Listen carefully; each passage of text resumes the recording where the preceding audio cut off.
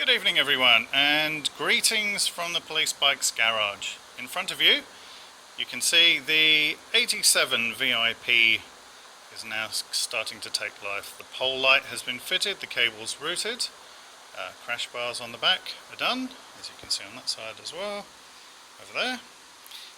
Correct number plate, correct rego tag.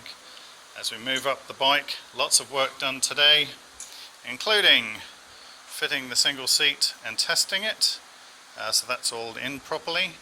Everything underneath the seat is in except the side covers, so we've got the ECU hiding under there.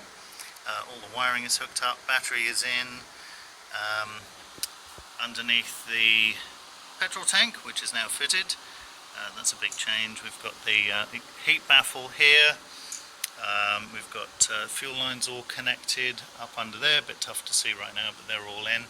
Obviously, big change today as I walk around the bike is the lower fairing halves have been fitted along with both front crash bars after something of an ordeal finding the crash bars because they're quite hard to come by.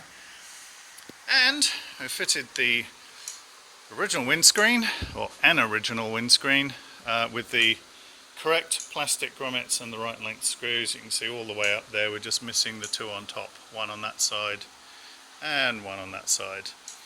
And underneath there you might be asking, what is that? Well, that is a bracket that was made by New South Wales Police specifically for these bikes.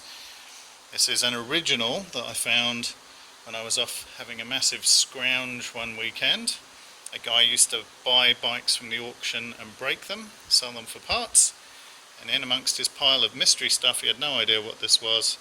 It's been powder coated.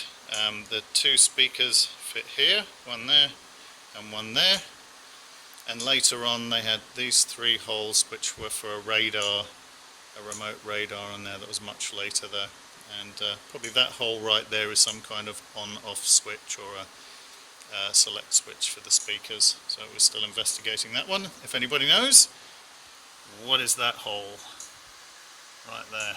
Anyway, there you go. So dash is together. I showed you the operation of the dash yesterday. Windscreen fitted. All the panels fit like a glove. They're really nice. So it's a very tight gap in between this lower half and the upper cockpit, as I'll call it. And right the way round, the trim panels fit underneath. I'll try and show you that as well. It's been a real struggle today because, as you know, when you paint panels, they're subject to a little bit of heat. The heat warps the panel shape, and typically you get quite poor gap in there. So we've got a cover that comes from BMW that goes over all of this, but obviously the proof is in the pudding, and if you can see it and it fits nicely without that cover, then you know you're going to be in good shape. This was the gap I was talking about earlier. This inner trim piece fitting to the front of the cockpit is a very tight fit indeed.